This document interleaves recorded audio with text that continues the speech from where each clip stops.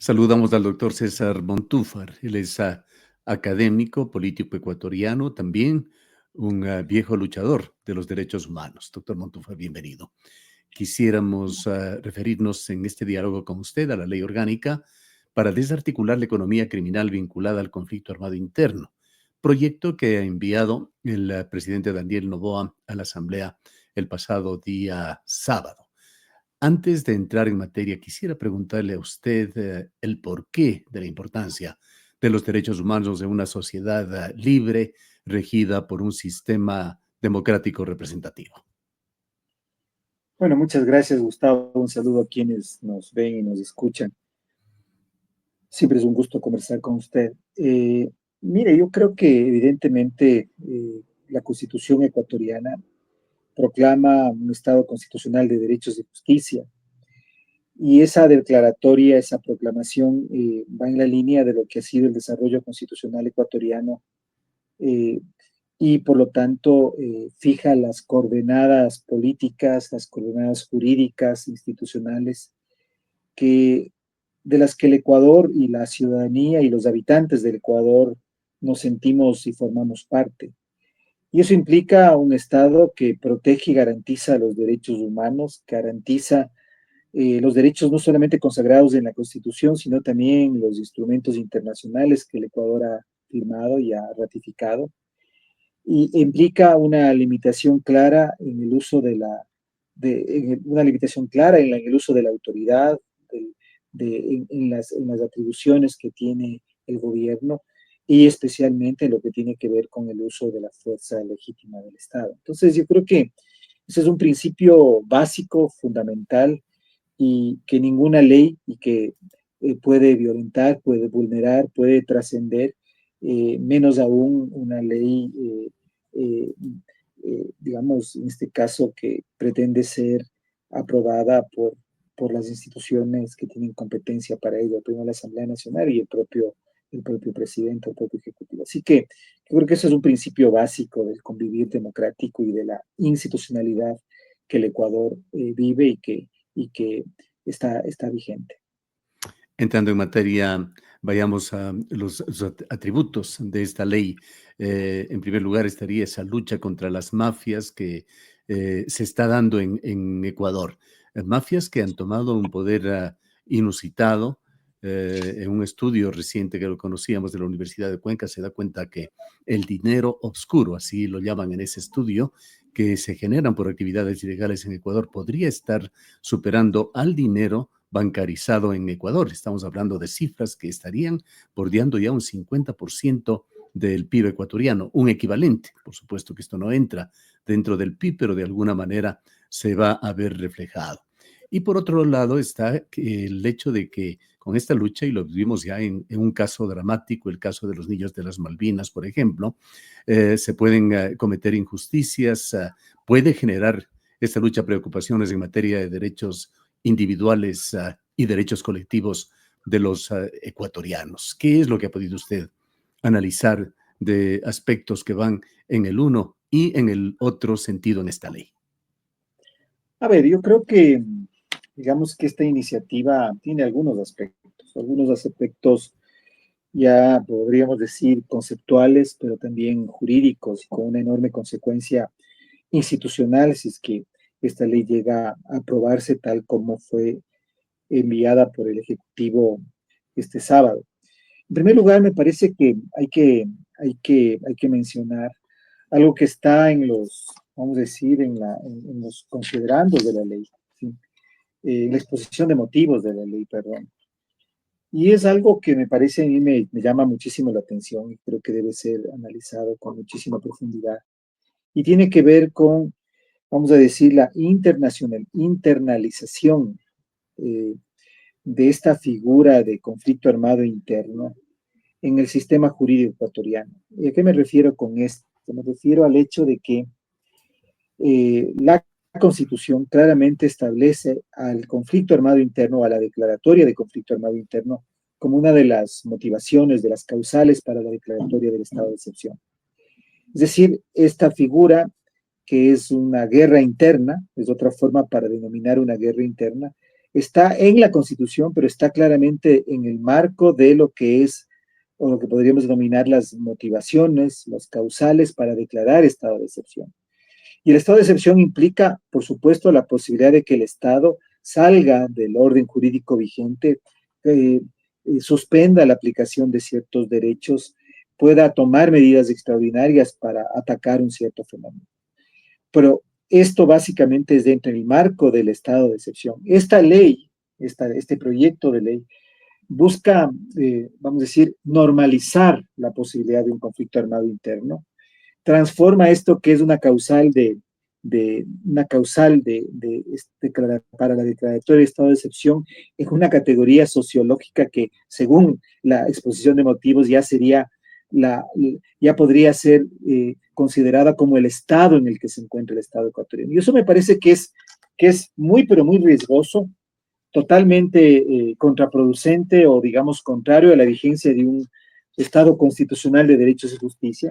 Y me parece a mí que esto es quizá claramente violatorio al orden constitucional ecuatoriano. Incluso el artículo 6 de el artículo 7 de esta ley dice que precisamente el régimen de medidas que se aplicarían por un conflicto armado interno es diferente al que establece el artículo 164 de la Constitución, que es el que habla sobre el estado de excepción. Es decir, el estado de excepción, el conflicto armado interno deja de ser solamente una causal para la declaratoria de estado de excepción por parte del presidente para transformarse en una categoría sociológica que ya se da por sentada.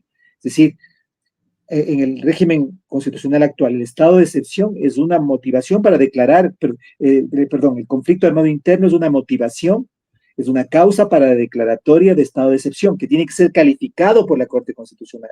Aquí se transforma ya en una situación existente, en una realidad sociológica que no requiere entonces calificación o no requeriría calificación de la Corte Una Constitucional. figura paralela al estado de excepción, pero sin la necesidad de una regulación, de unas normas que Exactamente. tiene actualmente la Constitución para esto. Una norma paralela al Estado Constitucional de Derechos, porque en el Estado Constitucional de Derechos, según lo que la Constitución de Montecristi establece, el conflicto armado interno es una causal para la declaratoria de estado de excepción.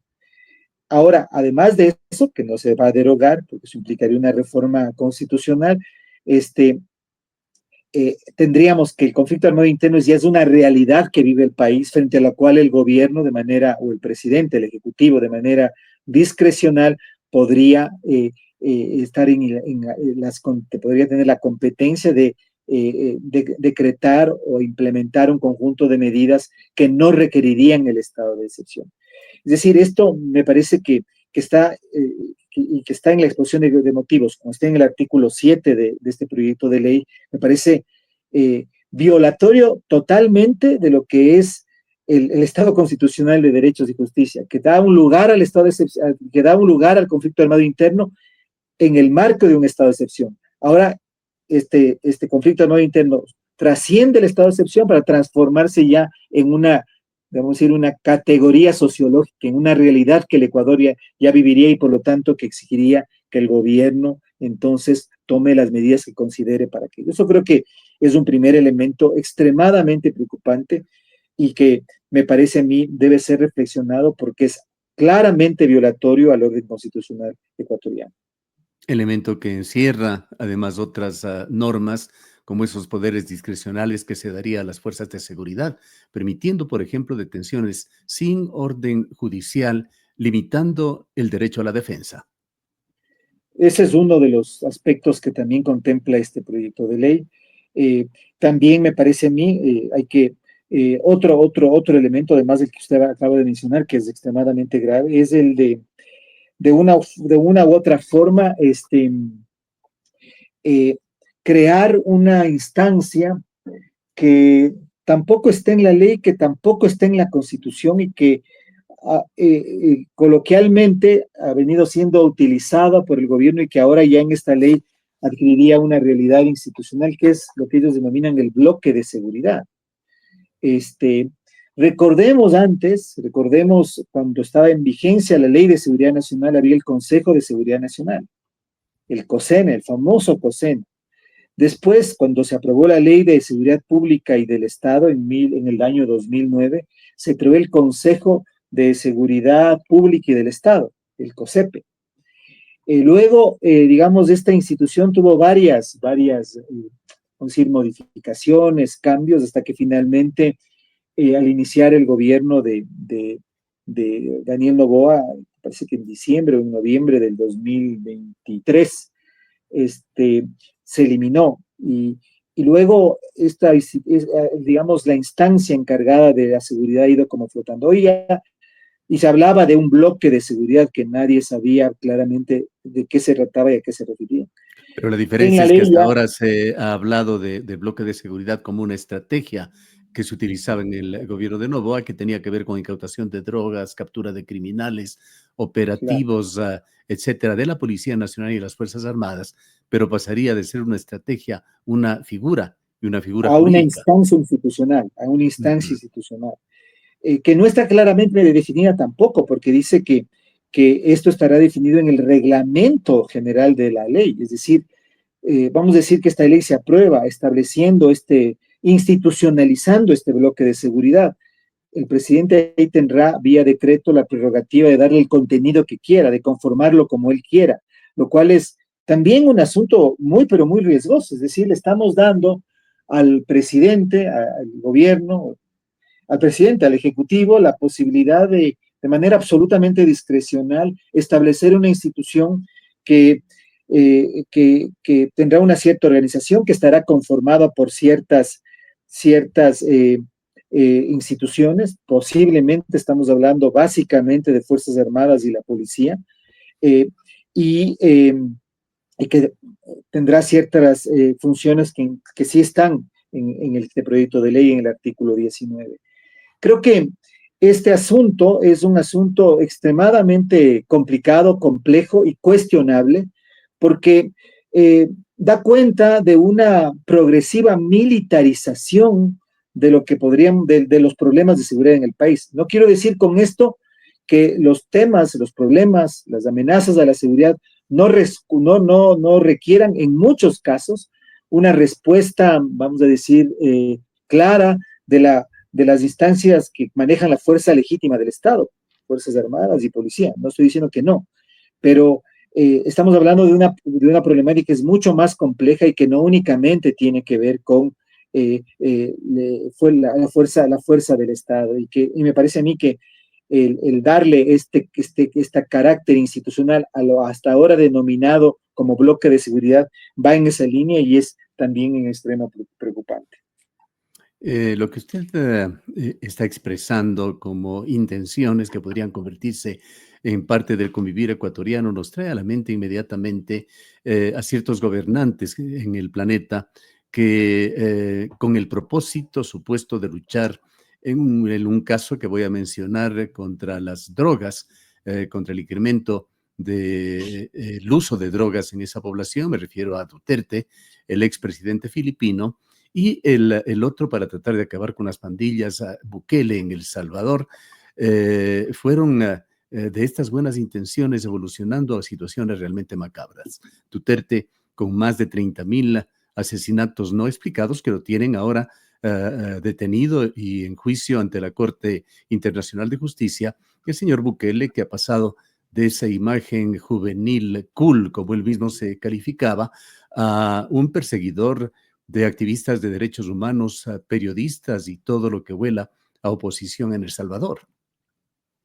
Sí, a mí me parece que claramente esta ley o este proyecto de ley apunta hacia la consolidación de un Estado autoritario en el Ecuador. Eh, y creo que aquí hay una enorme confusión política y creo que confusión también, vamos a decir, conceptual. Y es pensar que para enfrentar el crimen organizado en una sociedad democrática es necesario hacer un giro hacia el autoritarismo, hacia la militarización de la seguridad, hacia la vulneración sistemática de los derechos humanos o hacia lo que esta ley me parece persigue, la construcción de un Estado paralelo al Estado constitucional de derechos y justicia para enfrentar los problemas de seguridad. Es decir, un Estado democrático, por supuesto que tiene tiene la posibilidad, la capacidad legítima de ejercer la fuerza, de ejercer la violencia legítima. Eso es indiscutible. Nadie está discutiendo eso.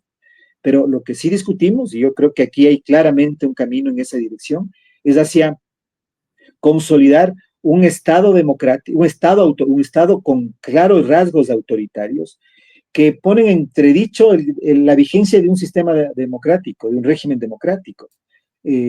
Porque generalmente, o sea, y creo que aquí hay un tema fundamental, sí, el señor Noboa ganó las elecciones y por un amplio margen, por supuesto que sí, nadie está negando eso de que él es el gobernante democráticamente elegido, pero el gobierno tiene que mantenerse en el marco de la democracia dentro de un Estado que respeta los derechos, si no estamos en una clara fuga hacia el autoritarismo, que me parece a mí ha sido uno de los riesgos que hemos tenido y que fue manifiesto y claro desde cuando Noboa el 9 o el 8 de enero del 2024 decidió activar esta figura del conflicto armado interno ante una situación de crisis de seguridad que el Ecuador vivió agravada desde diciembre de ese año, del año anterior, o sea, del 2023. Entonces yo creo que ahí está un poco el problema y creo que en realidad este proyecto de ley debe emprender todas las alertas de la sociedad ecuatoriana, sobre todo de quienes pensamos y creemos en la necesidad de consolidar la democracia y el respeto a los derechos humanos. Y me parece que es absolutamente impresentable que el que se pueda cuestionar este proyecto con claros rasgos autoritarios se quiera, digamos, descalificar en el sentido de que eso constituiría una defensa o una legitimación de la operación de organizaciones del crimen organizado. Son dos cosas diferentes y creo que ojalá este proyecto de ley implique o genere una reacción, que la reacción, yo creo que ciudadana que merece en función de que se ha modificado ostensiblemente, yo diría radicalmente en el debate y en la discusión que deberá tomar y que deberá llevarse adelante en la Asamblea Nacional.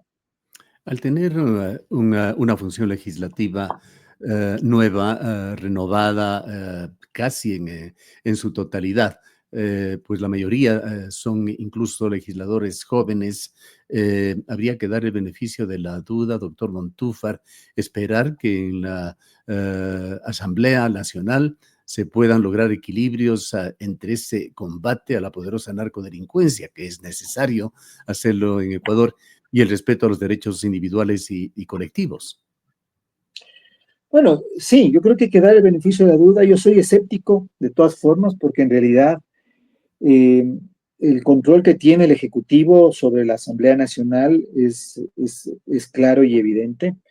Me parece que volvemos a un debate que en el Ecuador creo que no lo hemos zanjado y que tiene que ver con cuál es el papel de la legislatura. Si el papel de la legislatura, como era en los tiempos de Correa, y que aquello lo cuestionamos de manera frontal, yo fui asambleísta durante uno de los periodos entre el 2009 y el 2013, el papel de la legislatura es ser un apéndice de la oficina jurídica, de la dirección jurídica de la Presidencia de la República, o ser una función del Estado independiente y autónoma que discute, que delibera, que equilibra el poder del Ejecutivo y que fiscaliza. Lastimosamente, en la época del correísmo, la Asamblea se transformó en un apéndice, en casi una dependencia del Ejecutivo. Y no cumplió ninguna función de fiscalización y lo que hacía es aprobar en serie proyectos de ley con, diría, superfluas y ligeras modificaciones. Sin embargo, creo que en ese momento hubo una corriente importante democrática y que logró que se detuvieran varios proyectos, entre ellos, cuando yo fui asambleísta, la famosa ley de comunicación, y otros más, no solamente ese. Yo espero que entonces nuevamente el novoísmo no caiga en los mismos vicios del correísmo, es decir, el pensar que la Asamblea es solamente una oficina de trámite de la dirección jurídica de la Presidencia de la República. Dudo que estos jóvenes asambleístas lo comprendan de esa forma. Espero estar equivocado y esperaría que dentro de la Asamblea exista una reacción contundente para parar un proyecto que tiene claros vicios y sesgos autoritarios. Ahora, entre estos pesos y contrapesos de la democracia, tendrá también que jugar su papel la Corte Constitucional, que tiene que moderar de alguna manera cualquier proyecto de ley que pueda ser llevado al seno de la Corte y observar además que se ajuste a la Constitución de la República.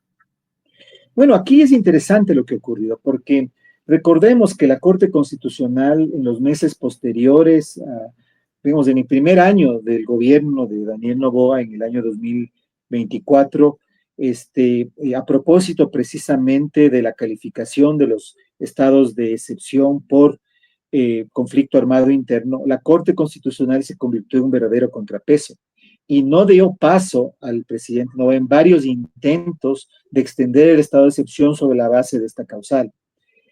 En ese sentido, tuvimos una muy interesante dinámica de contrapesos entre el poder constitucional y el ejecutivo. Y eso creo que es lo que de una u otra manera explica este proyecto, porque este proyecto precisamente lo que busca es sacar a la Corte Constitucional de la calificación de los estados de excepción por conflicto armado interno y hacerlo parte casi del trámite administrativo, en este orden paralelo del que estamos hablando, como una atribución del Ejecutivo sin que medie el estado de excepción y por tanto la calificación de la Corte Constitucional. Entonces, si hay un poder del Estado afectado por un proyecto de ley como esto, es precisamente la Corte Constitucional. Esperaríamos que una vez que este proyecto llegara a ser aprobado, la Corte Constitucional lo declare inconstitucional. Esperaría aquello. Sin embargo, también creo que, ojalá en esto también me equivoque, y no regresemos a las épocas del correísmo, cuando la Corte Constitucional era otra oficina de trámite de la dirección jurídica de la Presidencia de la República.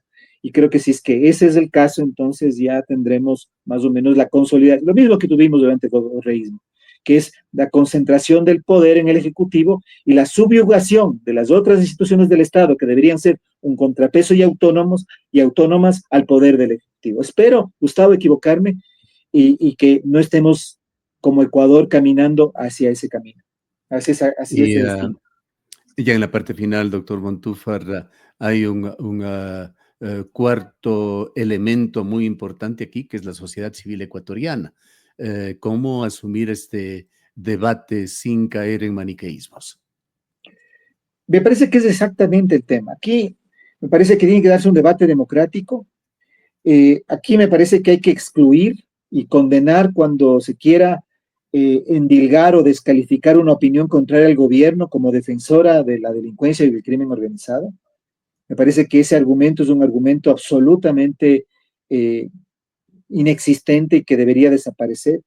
Y tendríamos que más bien concentrarnos en un debate democrático sobre un proyecto como este, que yo lo veo con las características que hace un momento mencionábamos. Pero creo que la sociedad civil, los medios de comunicación, y creo que todos debemos pensar que aquí existe en juego la democracia. Es decir, me parece que este proyecto contiene elementos que ponen en serio duda o ponen en juego la vigencia o no de un régimen democrático en el país, porque a lo que va es hacia una consolidación del poder en manos del Ejecutivo y una discrecionalidad en el uso de la fuerza del Estado que me parece a mí es muy, pero muy riesgosa en términos de la sobrevivencia misma de la democracia. Yo creo que eh, pocas veces estamos ante una intención legislativa